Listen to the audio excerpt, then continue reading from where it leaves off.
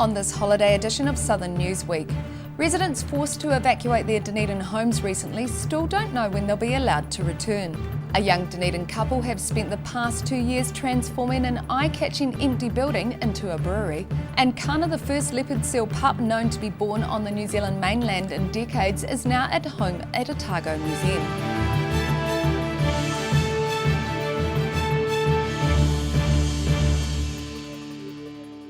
Kia ora, good evening, I'm Melissa Barton. Residents forced to evacuate their Dunedin homes recently still don't know when they'll be allowed to return.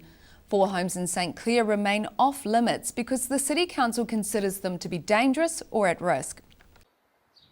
Homes vacated due to the very real risk of a landslip.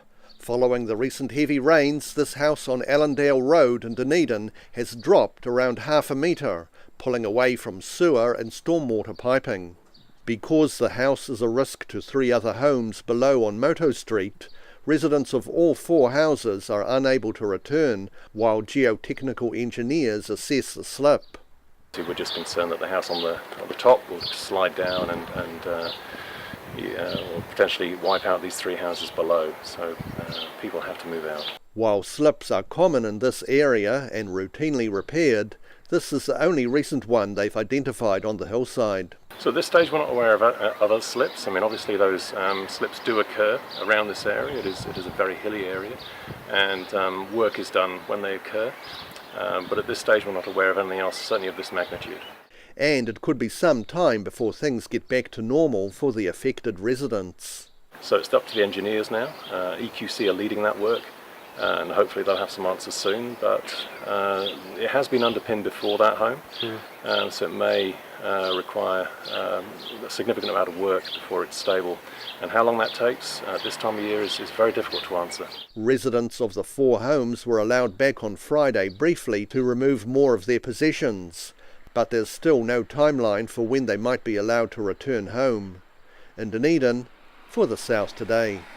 A young Dunedin couple have spent the past 2 years transforming an eye-catching empty building into a brewery. Since returning home from overseas, Jono Walker and his partner Emma Parsons have been tinkering away inside the old Blueskin Hotel in Evansdale, building their very own brewery.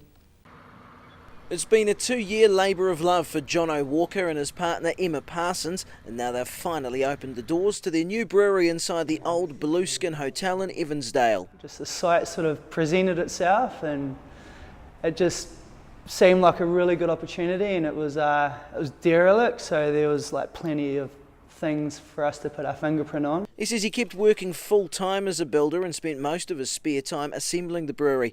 Now the Arc Brewing Company is a custom-made 200-litre brewing facility with a tap room and bar surrounded by handmade tables and stools. Yeah, we're a bit naive, I think, retrospectively looking back, because the scope of works that needed to be done were just far greater than we could ever imagine. Making the situation slightly busier was the birth of their son 9 months ago, but Walker says their vision remains the same, with people able to walk in and experience the couple's own personal project. You can come here and get a beer and talk to me, I'll serve you it, and then we can discuss how it's all made, and just sort of it's just sort of like a window into our lives, I guess. If the venture's successful, there's room for the brewery to grow. There's also plans to turn other rooms in the building into an art gallery and event space. In Dunedin, the South Today. The Harris Mountains are set to be made more accessible to outdoor enthusiasts thanks to a proposed new ski touring route. Skiers travelling the 60-kilometre wintertime traverse between Coronet Peak and Treble Cone ski fields will also be able to find shelter with the addition of 5 new alpine huts. Arrowtown adventurer Eric Bradshaw is currently constructing the huts, which he's designed using a plastic water tank for the outer shell. Creating a hut to provide shelter for skiers in the harsh alpine environment. This hut, made within a large plastic water tank, is set to provide skiers with a place to stay as they traverse the Harris Mountains. Called Turk Huts, Arrowtown man Eric Bradshaw plans to have 5 of them installed along the route between Coronet Peak and Treble Cone. Inside the Turk we've got a nice bench for cooking on. There'll be a small seat just at that end of the bench as well. We've got opening windows so you can appreciate the view. It's all insulated, and the windows are, well, they're double glazed. They're actually plastic, but they're double glazed. The proposed 60-kilometre cross-country ski journey is expected to take most people 3 days to complete. A club is set to be formed for owning and managing the huts, with membership being necessary for overnight stays. This is a bunk end, so there'll be 2 bunks running along here. This is the central support, which basically fits here and supports the other side of 2 bunks which run across here. 3 of his Turk huts are already in use in Antarctica, designed to withstand sub-zero temperatures. And the ceiling will be insulated and covered as well, so that's yet to do. Bradshaw's inviting people to view his hut and find out more about the proposed ski trail. In Arrowtown, for the South Today. A leopard seal pup, which was born and died on St Kilda Beach late last year, has become a new highlight of Otago Museum's 150th anniversary exhibition. Kana was the first leopard seal pup known to be born on the New Zealand mainland in decades, and now scientists are using the pup's demise to learn more about the elusive species.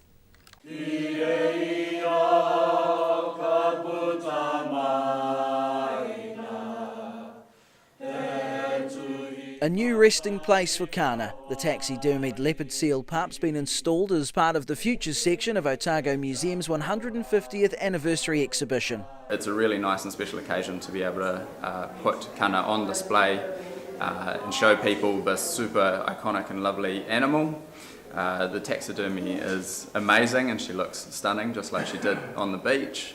Kana's the first known leopard seal pup to have been born on the New Zealand mainland in the past 40 years. It was just 1 day old when it was discovered on St Kilda Beach late last year, but had to be euthanised by DOC staff after its mother failed to bond with it, leaving it in the shallows of St Kilda.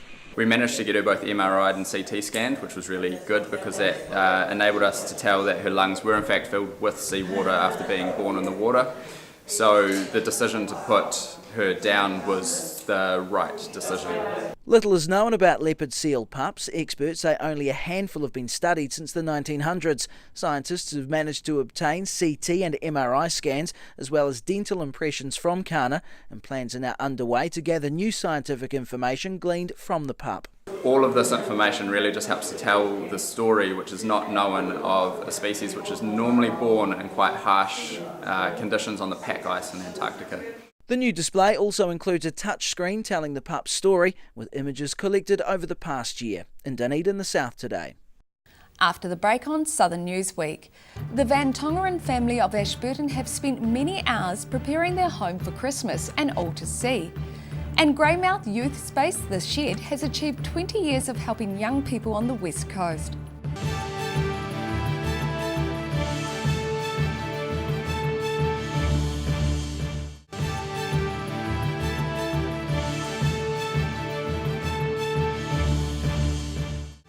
Welcome back. The Van Tongeren family of Ashburton have spent many hours preparing their home for Christmas, and not just on the outside. While it's possible their house may be visible from space, the inside is also a Christmas wonderland. Bigger, better, brighter each year. That's the philosophy of Ashburton family, the Van Tongerens. For the past 3 years, David and Margaret, along with son Ross and his partner Barbara, have put on this visual Christmas display at their home for the simple reason of putting smiles on the faces of all ages. Me and my family do it purely for the community. Love the response we get from the people that come through here. It makes it all worthwhile. They've put hundreds of hours of work into setting up the thousands of Christmas-themed displays, including LED laser lights, movie projectors, inflatables, as well as figurines of all shapes and sizes. 17 weeks, with 4 of us setting it up for 17 weeks. The home on Alford Forest Road is open from dusk until midnight. Visitors coming through the house range in age from 3 to 93, and David Van Tongeren hopes to host more than 8,000 people this holiday season. Last year the total was 8,000. This year we're already 3.5. So we hope to beat the 8,000 again this year. It's something they've done for the past 3 years, and each year their collection gets bigger and better. For those wanting to have a look for themselves, the lights will stay up until New Year's Day. In Ashburton, the South Today. Greymouth Youth Space The Shed has achieved 20 years of helping young people on the West Coast, and as part of the anniversary celebrations, they're welcoming back past members for a series of events this weekend. A safe place for youth. That's the philosophy behind The Shed in Greymouth, where the doors are open to young people from all walks of life under one condition. It's a place where we do not tolerate bullying or anything like that. So this is just a place where kids can come and be. The organisation is celebrating its 20th birthday this weekend, and Nicky Mora says all members past and present are welcome. We're just encouraging past members and families and yes, even those who might want to come and have a wee look at what the shed is and what we've got here. The Shed is an interdenominational Christian church project run by the Moras and volunteers, which offers activities for young people on Friday nights. Tim Mora says the organisation hopes to improve the lives of the next generation and inspire them to be better people. Yeah, develop things like a social conscience. We're big on social justice, and yeah, it's just been pretty awesome. And we've had a lot of parents say to us, and a number of kids as well, that without the Shed they don't know where they'd be today. The Shed will host an open day on Saturday afternoon, followed by the annual youth group ball. In Greymouth, the South Today. Dunedin man Bob Newbury has discovered he can make a miniature of himself with a printer. As a result, the miniature traction engine he spent many years building is now complete with the addition of a model of himself as the driver. This 3-inch scale 1906 Burrell traction engine is now complete, with the man who made it now at the controls.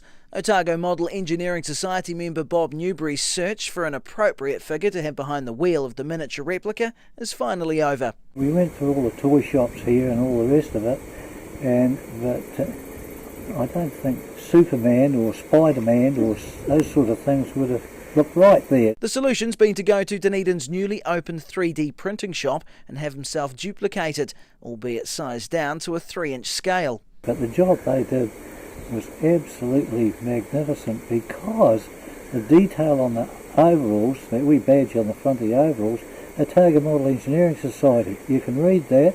With a working boiler and a 2.5-inch stroke piston, Newbury started making the model during tea breaks and lunch hours with the machining tools at his work. Hours and hours of work, but at the same time too, it kept me off the streets, kept me out of the pubs and all the rest of it, so all in all I'm quite happy. And while at the 3D printing shop, they decided to get a scale model of Mrs. Newbury as a tribute to her support of her husband's engineering efforts. In Dunedin, the South Today. Queenstown children were sprayed with water and doused in a rainbow of coloured powder, all in the name of fun.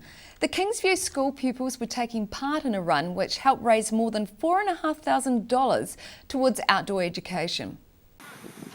Slipping down an outdoor water slide and navigating an obstacle course. The pupils of Kingsview taking part in a fun run at the conclusion of a successful fundraiser.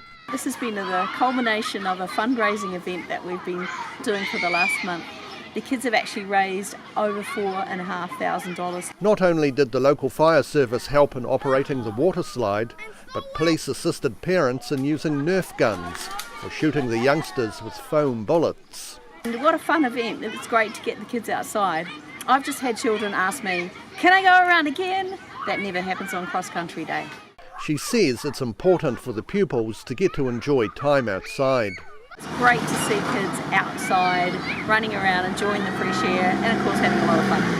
Most of the $4,500 is set to be spent on outdoor education, along with a chunk being spent on prizes for the pupils after the run. In Queenstown, for the South Today. After the break on Southern Newsweek, a group of Dunedin health professionals down tools to pick up instruments and entertain people at hospitals, and a move to recycle its own glass as part of an ongoing learning curve for a young Catlins business.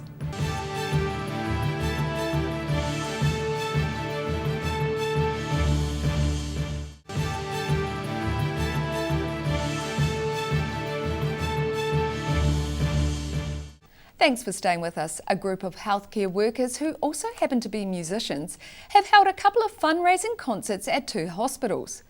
Last week, the quintet of latter-day rock musicians entertained people at Waikari Hospital, and this week they filled the foyer at Dunedin Public Hospital with sound. Peaking around 76 decibels, The Busman's Holiday Hospital Band raising funds for flood relief by entertaining a transient audience of hospital workers and patients. Keyboardist and occupational therapist at Whakaari Hospital, James Macandrew, says the band came together to raise funds for needy people at Christmas. Well, we were going to do this for floods for the Indian flood fund, but the DHB did their own fundraising, so this money's going to the Henley Fund. There are 3 houses out there apparently that don't have, they can't, well, at least 2 of them can't get to their houses, so I don't know how much we're going to make today, but probably about $100, and that'll go into the flood fund.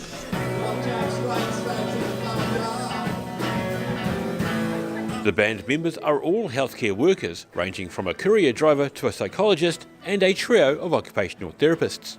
It's the band's second gig, following a lunch hour jam at Whakaari. Yes, we did played there on Friday, and we got more people at Whakaari because of the seats, and people were eating and having a good time. But he says not everyone was happy with the idea of the band playing in the public hospital foyer. When we were going to do this, was a few people, the cafe owners weren't very happy about it because they thought we might crowd the place up while the opposite happened. There was probably less people here than normal, I don't know, this is pretty quiet to me. Macandrew says the charity fundraising gigs may not be their last, as the Busman's Holiday Hospital Band has been offered the opportunity to play again.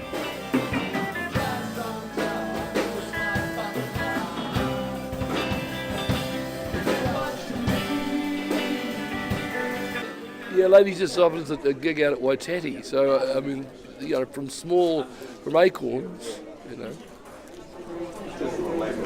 oak trees may grow. So it seems there's life in these seasoned musicians yet. In Dunedin, the South Today. A move to recycle its own glass is part of an ongoing learning curve for a young Catlins business. The Port Molyneux School event venue in Kaka Point is set to welcome thousands of merrymaking guests between now and March as it enters its second summer wedding season. For the owners, it's a chance to make a positive difference to the Catlins environment. Turning glass bottles into environmentally friendly sand. Co-owner of the Port Molyneux School event venue, Jade McNab, demonstrating how their new portable glass recycling device works. We decided we were just going through so many bottles and not having a great source of being able to recycle them, being able to get rid of them very easily, and it was just really sad to see the amount of bottles that were going into wheelie bins and just being taken away. She says they estimate guests will toast their way through more than 6,000 bottles of wine and beer as they enter their second summer wedding season at Kaka Point in the Catlins. When she and her husband realised last year what a significant environmental impact it was having, they decided to do something about it in time for the new season.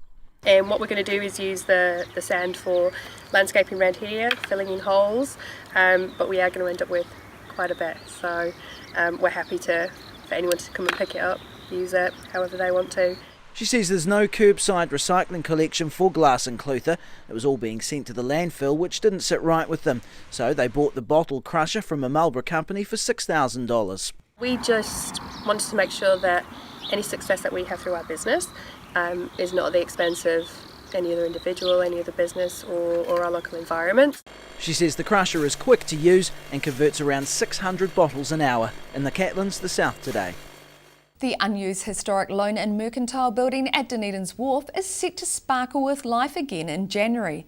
Organisers of the Dunedin Midwinter Carnival are planning to light up the building with a mix of lanterns, projections, music and performance. Plenty of room to put on a show. Performance artist Rochelle Brophy tries out a few moves in the huge warehouse space, which is set to be turned into a dazzling display of lanterns and much more.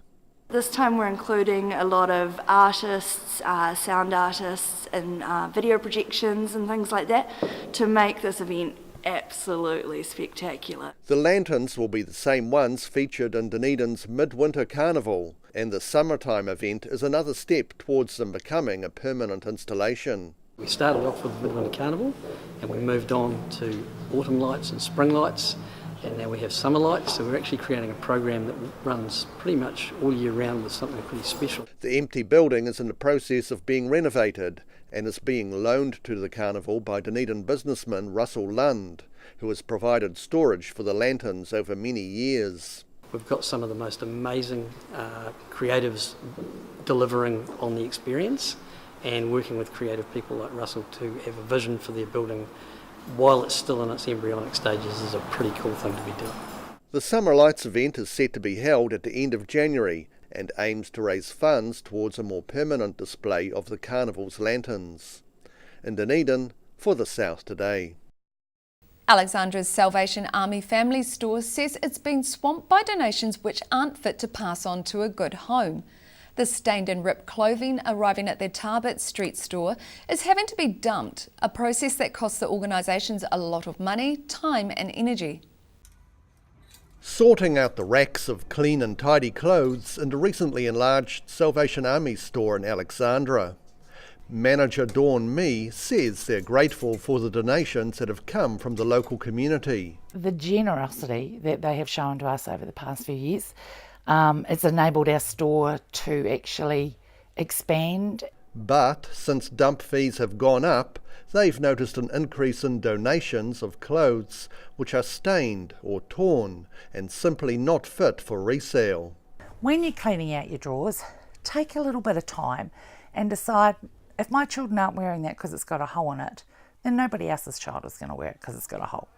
And that's basically the rule of thumb. If you're not going to wear it, maybe somebody else won't either. The process of throwing out unsuitable donations is heartbreaking for the staff and volunteers, and a charity is having to bear the cost of dumping the rubbish. And we don't want you to stop donating to us, we just want you to be a bit more mindful. Our dump bills are horrendous at times. It was 400 odd kilos this morning. The family store staff are taking a holiday over the Christmas break, with the shop reopening in the second week of January. In Alexandra, for the South Today. That wraps up this edition of Southern Newsweek. It's our last edition for 2018, so thank you for watching and best wishes for 2019 from all of us here at the South Today.